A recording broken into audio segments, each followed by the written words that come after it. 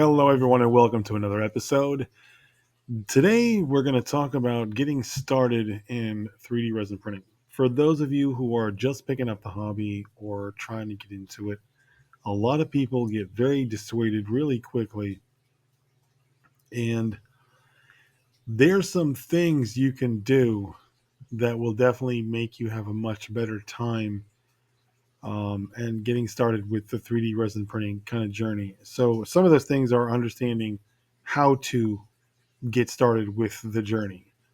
And I don't mean physically by picking out the hardware and stuff like that. I'm hoping that you're already at that point. And now we're talking about you've got the printer home. It came in the box, you took it out, you set it up, and now you're like, all right, now what?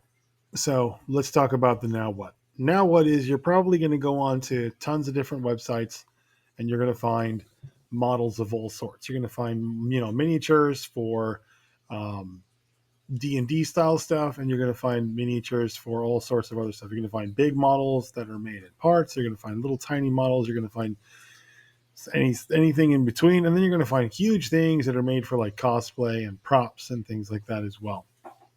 So depending on what it is that you or what your reason, I guess, was for getting into the 3D printing realm, we're really going to depend on how you take this journey.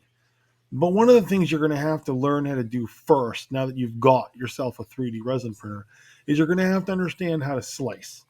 And if you've used filament or FDM and you're journeying from filament to resin, slicers work generally the same. The supporting systems are a little different, but generally a slicer is a slicer. Um, some of them work a little better than others. Some have better features than others. Some are free. Some come with printers like Anycubic Photon Workshop. Prusa Slicer, for example, comes with the printers. That sort of stuff. You can also get Shoe Box, I believe. It comes with a lot of the Elegoo printers. I don't know if you get the Pro license. Maybe you get like a trial or something like that. I can't remember if you got anything. I know that you do get some license. There were some Elegoo printers that were also doing a deal for a while, I think, with Tango, where they had that mixed in as well. But I'm not sure if people even received that well because there were some features that weren't working. So, again, it wasn't, I think, the official version of the software. I believe it was like the Elegoo edition of Voxel Dance's Tango software. Anyway, today we're going to go over different types of slicer software as we're going to discuss how that works, how to set up a printer in your slicer software. Maybe I might even give you some suggestions on which slicer software might be right for you, depending on what you've used and messed with before, or if you're completely new to it. Again, this might be a really good eye opener for you because you're going to understand better how to really get started now that you've got your printer out of the box and you're ready to go. All right, so let's get into it. All right, here we are in one of the more popular slicers out there. This is Box, and this is Box Basic, not Pro. The reason I'm showing you Basic is because a lot of people, when they start, they're definitely not going to shell out a monthly subscription fee to a slicer service, especially if you're just getting into this as a hobby and you're like, I'm not going to pay money for this. Are you kidding me? No, I just bought that printer. It cost me like $600. I'm good. I don't want to do that. So this will get you in the door and it will get you started. So anyway, the first thing you're going to want to do when the system starts up or when the program starts up is you're going to want to choose your printer. So let's just pretend you bought an Elegoo. Or no, let's go Crealities. We'll go with the I don't know, Hallett One Pro. Now let's go back to Elegoo is more popular. I think we'll go with Elegoo. I'll go with the Mars 4 Ultra 16K. All right, now don't worry about this. This is your resolution. This is the name, which I believe you can edit this if you want to. I don't know why you want to call it my pimp printer. I guess I don't know. The LCD mirror. Don't worry about that. You can mirror it. You can this just leave alone. Don't change that. Again, resolution stay the same. Don't adjust any of these things. Your resin type. This is where you're going to put in like the name of whatever resin you're using. If you're using like 14K texture resin, resin resin type, texture resin, and then we would say okay, resin color, right? And our resin is kind of like a grayish purple. So we'll go with that. Resin density. Now, I don't know that off the top of my head. I can get that information off of the MSDS for the particular resin I use, but don't worry about that too much. Don't go hunting that down. This is really just to calculate cost. Particular bottles I'm using right now. And let's see, your layer height. Now, this is important. Layer height is going to determine the detail level depth of your print. It's also going to determine the number of layer lines you're going to be able to see on your print. So the lower this number, for example, like if I were to adjust this to 35, the better your resolution or the better your print resolution is going to be. Now, a printer like this one can handle pretty high resolution. So I believe we can go as low as 25, maybe 20, if I'm not mistaken. I know that the Mono 4 can go up to 17. I never really push it that far because, man, honestly, prints would take you days, especially since I already slow my print process down a little bit anyway. So, yeah, there's that. So, anyway, this is where you adjust your layer height. Now, layer height, again, is pretty important determining detail. A lot of people will start their printing journey, however, printing at around 50 microns or 50 or 0.050 millimeters. Okay. Essentially, that is 5/10 of a millimeter. I think 5/10. I think I'm right there. Don't crucify me if I'm wrong. Bottom layer count is the layer counts that's going to happen on the transitional layers at the bottom where they take longer to cure. See, the first part of a resin process curing, those couple of layers at the very bottom take longer because that initial bit is to make sure that there's going to be something that secures the rest of the supports to it so the print itself can actually happen unhindered. See, the thing with resin printing is that the object can't float in space. It needs something touching it and the build plate so that way it can exist in the resin space that it's being formed in. But you don't want those supports to be all over the place and ruin all the detail. So you have to be careful about where you place them and how frequently you place them in the same area because you'll muddle detail by creating support cluster points that'll create just like loads of little dots that you're going to have to sand off, and it's going to ruin the model. So essentially, it's a finesse thing where you kind of have to learn to where to put the supports versus where not to put them, how strong to make them, stuff like that. Which is why a lot of people in the beginning will go with auto-supported files. Now, pre-supported files, which I don't 100% disagree with pre-supported files as long as you find someone who's actually really good at pre-supporting. So again, this is all the default settings for the printer, and you can adjust these based on the manufacturer's suggested settings. There's also the print settings themselves, which again, we can adjust, which is here. You scroll, it's pretty much the same. And you can adjust these based on, like I said, the manufacturer's recommended settings. If you go to Elegoo's website, Anycubic's website, Creality's website, they all have a support section. There's a section there where they're going to show you what the recommended settings for pretty much every particular printer that they make. So that's going to be a given there. Once you're done setting all this up and you have all that done, you can go to the advanced tab if you really want and mess with this stuff. I don't recommend doing it if you are new and you don't know what you're doing. Just leave it as is and hit apply and go ahead and get on to your build plate. Now here I've already got some models loaded that have been pre-supported. Like I said, pre-supports are really popular.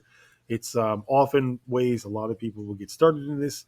I don't down anybody for doing it. In most cases, a lot of the stuff that we work with, these guys pre-support their files, and in a lot of cases, we trust them. Their files work really well. I don't have a problem with it, and I recommend them to a lot of my customers if they print themselves that they work really well, and that they're fully trustworthy as far as putting them on your printer. Now, are they going to run off of every single printer by default with no problems whatsoever? No, not necessarily. And that's why a lot of times I prefer to use Lychee Slicer, because I can use what they provide is the source file or LYS file.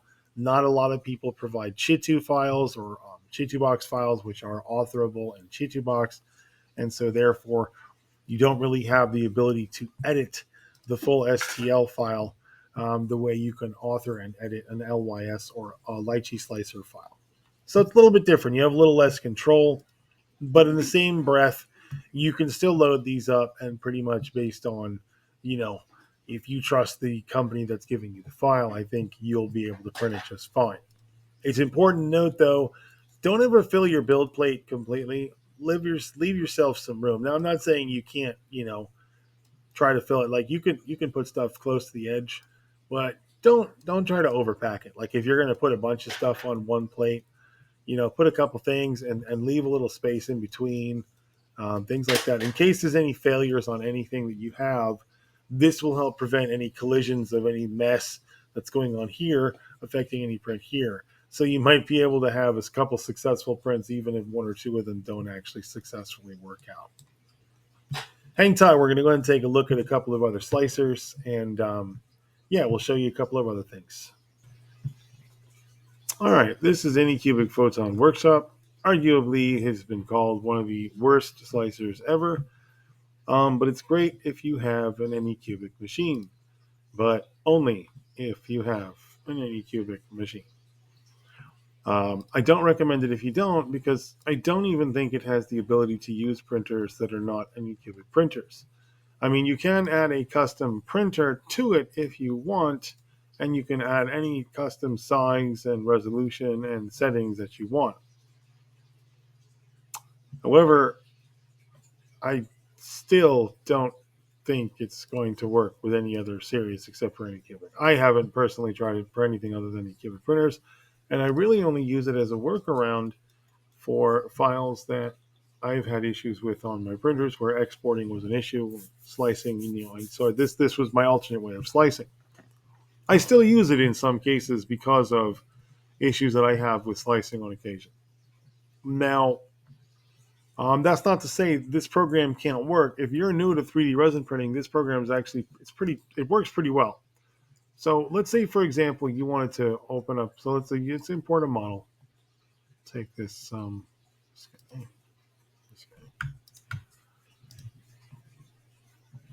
right. Now, the first thing that the system is telling me is we have errors. So we're going to repair these first. Let's see. All right, do we have errors here? We can repair. We'll do an advanced repair. And that will do a repair on the file.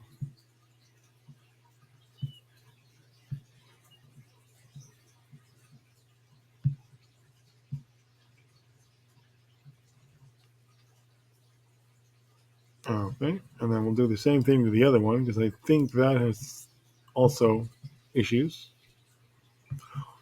Again, if you ever see that when you import a file, that's because there's some sort of internal geometry problem or something that the slicer is detecting could be an issue that could cause a print failure.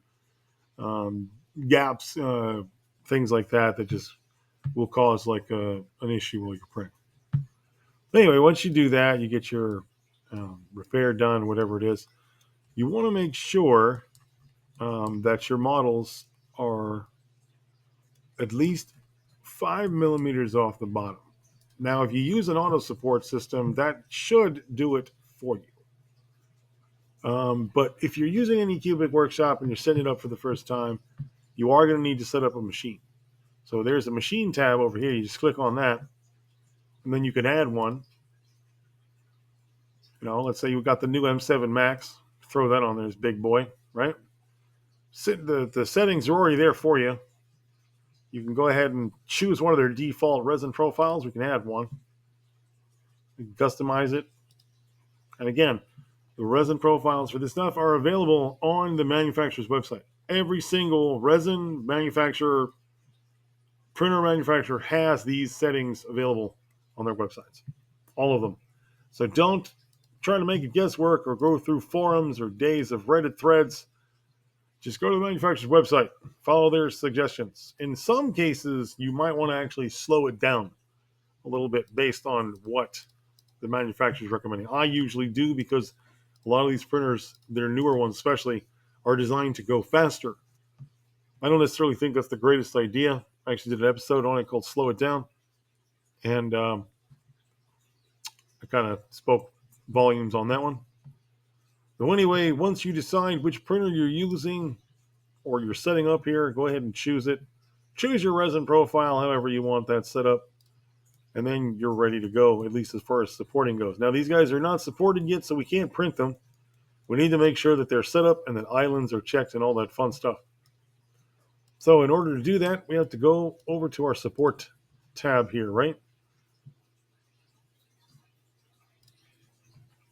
So here is their support. You can do manual or you can do generate automatic. So I'm going to do automatic because I want you to see how this works. So right now we're going to say light. These guys are pretty small. So I'm actually going to move him over a little bit. Move. Oh, I don't want to drop you. Move you over a little bit there and a little forward. Okay. Then we're going to go turn the move off and then back to support. And we're going to select both objects. And then we're going to generate some automatic supports. And like I said, see how it popped up there? It gave it that 5mm lift that I was telling you about. Mm-hmm. Okay, so it's done its thing, threw some supports on. Now, you can still move them backwards and forwards like this, but you cannot rotate, tilt, or anything else at this point. They're also not 100% finished. The one thing you're going to want to do is you're going to want to check these for what we call islands. And there is a couple ways you can go about doing that. You can use the slider here, the layer slider,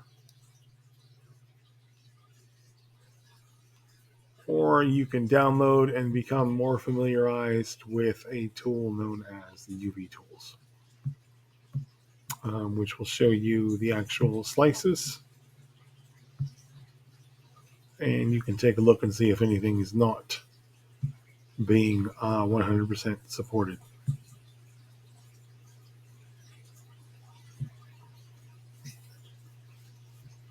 But this gives you a good starting point because then there's a lot more, there's some detail you can get into. This is assuming, of course, you're trying to get into files that are not already supported. I do a lot of episodes talking about how to support them. So far, most of my work has been involved in Lychee Slicer, but I'm going to be working with other slicers now that I'm no longer part of the Lychee Ambassador program. Anyway, we're going to go over, speaking of which, we're going to go over Lychee Slicer last, which I do use in a lot of my daily work and my workflows when I do work on 3D printing professionally. So that one, in my opinion, has probably more of the features that I like to use personally. It has a built-in island checker, something we were just talking about. Things like that you really will kind of come to depend on. And so I think that, for a lot of things, Lychee Slicer does a really good job, in my opinion. So anyway, we're going to go and check that out in just a second, and you'll see what I mean. All right, we'll be right back. All right, here we are. Finally, last but not least, Lychee Slicer. Now, this one I use for a lot of my daily work. I use it for pre-support work, and a lot of people ask me why. A lot of folks don't like it for various reasons. It has various support issues. Slow down. Some folks don't like the library edition. And they say this is, who cares, improve the rest of the program. Now, they've made a lot of progress and bug fixes and things like that. And I think there's a lot that's been done. to improve the program, to make new tools accessible, and things like that, which have definitely improved its usability. Now, just like any slicer, you're going to want to create your printer. Similar thing where you're going to go and add one, create your resin printer, pick your manufacturer. Again, when you're setting these up, please don't guess. Go to the manufacturer's websites and make sure that you're using the settings they have. Or in some cases, like Lychee Slicer, for example, there are community profiles you can pull from that when you add a resin, for example, here, if you were to say, okay, I'm going to add a resin, you can actually choose to import a community profile, something that already validates. You can actually see here, okay, how many prints were successful? 100%, 1 plus. Okay. This one, 67%, 1 plus. 0%, 1 plus. 100%, 1 plus. So you can see, okay, this person submitted feedback every time they got a success or a fail here. So this will tell you, it'll give you a good idea based on different types of profiles and resins, what's going to work best. So we can go any cubic. We can go here and go to Craftsman. All success. Okay, see, there we go. And then we can see the details. And then we can add the profile if we want to.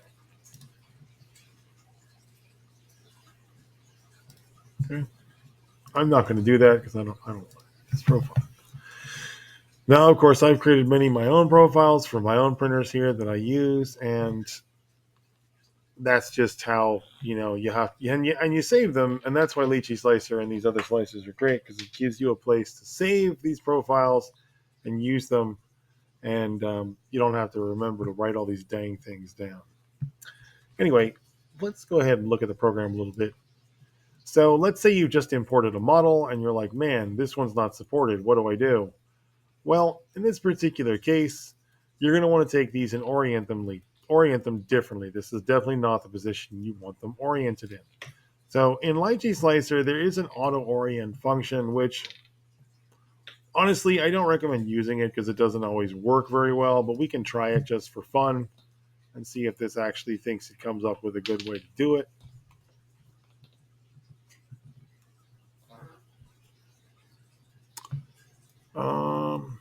No. So in this particular case, what you're going to want to do for orientation is you're going to want to find the places on the print that you don't care that supports have to be placed. For example, this piece of stone, you're going to want to place that flat part down towards the build plate like that. For this head, for example, you're going to want to place the necks down towards the build plate like that, rather than the face or the back of the head.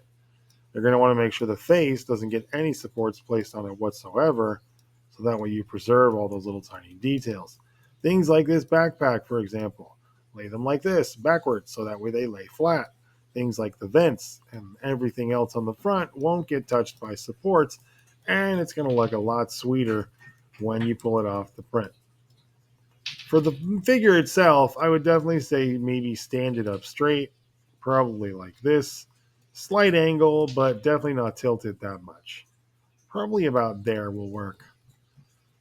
Then once you have them all situated the way you want, I would suggest maybe spacing them out a little bit just to give them a little room. And then we'll go overhead to our Prepare tab, apply a raft, and then apply some auto supports. Now I have a couple different settings for things that I normally use, but this is my preferred method for setting up supports on miniatures like this in small parts. Now, the next couple steps you would be doing, take a couple of different approaches, and it just depends on how you want to, how you want to go about the final product and how easy or hard you want it to be to remove these supports. Now, there's a structure system in Lychee where there's a grid, and currently I have it turned on. So these objects will actually snap to the supports will snap to a grid, which actually make their structure a lot easier to work with. You're going to use the island structure here, or the island system here, to search for islands and find islands on these pieces that we couldn't find either manually or honestly just don't want to take our time to do the searches ourselves. Now, but Lychee Slicer is not perfect. It might miss things, and it might also under support islands and stuff like that. So you still will want to go through layer by layer and kind of check to make sure that things are supported, especially if you're doing the support work yourself. And that's pretty much in a nutshell how that works. Now, once you're done and you supported everything, you're going to want to slice it just like you would in any of the other slicer programs. That is going to export a slice file. That slice file is going to then, you're going to have to put that onto a USB drive and then obviously pop that into your printer, and then you should be good to go. Now, each printer itself is going to have a different format of file. For example, some of my older printers, they use a PWMA file. For some of my newer printers, use a PM4N. There's PMX2 files. Again, Elegoo uses GOO files and other things like that. There's Chi2 files as well, depending on the type of printer system. It really all depends on what printer you're using and what format you're exporting it in. But again, it needs to be placed on a USB drive, and then you need to place that into your printer. And then from there, you apply your resin, place your build plate, pray to the print gods, and, walk away. Now, in most cases, I would say that, try a couple pre-supported files first. If you have good luck with those, take a look at how they're built and kind of build from there and try maybe learning how to do some more of it yourself. Jumping straight in off the boat and trying to support files right off day one will probably kill your enthusiasm for the hobby entirely. So don't do that to yourself. That's not something I recommend. Now, some other things I will discuss for folks that are new to 3D resin printing. There's a couple things people don't take seriously about this hobby. Yes, it's a hobby, but it's also a profession. It's a lot of things. People do this often as a profession. I do it myself as a profession. You please take the safety seriously. Wear a mask, wear gloves. Don't handle the resin with your bare hands. Don't take it outside on your bare hands. You can seriously give yourself some chemical burns. Don't mess around with alcohol, IPA, isopropyl alcohol. Even the other cleaners you can use that are very, degreasers, unless you're using Simple Green, a lot of them can be very toxic. So please be careful. Work in a well-ventilated area. Wear a mask. Use gloves. Make sure you're wearing proper footwear and other things like that. You're also going to be using sharp tools like the scraper tool that you're going to use to pull the prints off the build plate. So be careful not to, slice your hand or cut your finger.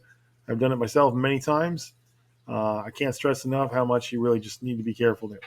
Definitely keep a big supply of paper towels and terry cloths and things like that you're going to want to use to clean up messes. And you're definitely going to want to keep a nice supply of isopropyl alcohol if you're using the non-water washable resins. And even if you are using the water washable resins, please, for the love of all that is holy, do not wash that stuff down the drain. It still does not get washed down the drain. You still need to dispose of it properly. In order to do that, please contact your local waste management and ask them how to dispose of it. Sometimes there are facilities you can bring it to. In other cases, there are certain containers that it can be placed in.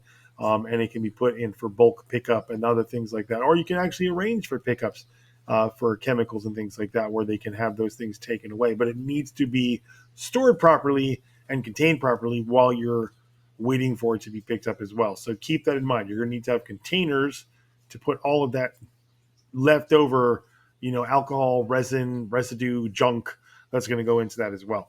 Now, I'm not trying to dissuade anybody because it's a really fun hobby and it's a great profession if you can ever get into it professionally. And I'm super blessed to be able to do it for people and to make prints for folks. And I really enjoy my job.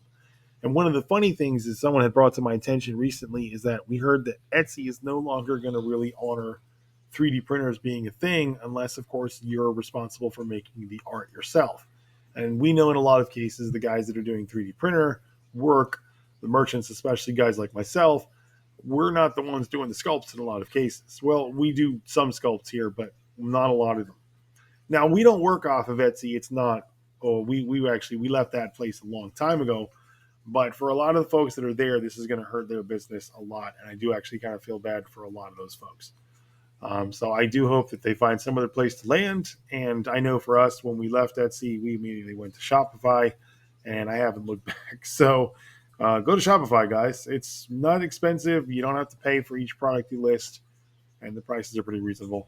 And no, I'm not getting paid for this. I don't even have an affiliate link in this video. So anyway, as far as other things that you need to remember when you are getting into 3D resin printing is you are going to mess up, you are going to fail, and you are going to have problems with your printer. Don't sweat it and don't throw in the towel right away. I really, really can't persuade you enough to just try to stick it out. I've met a lot of people that have quit this thing, and in a lot of cases, they regret it later, and they want to get back into it, or they try it again. So stick it out. Give it a try.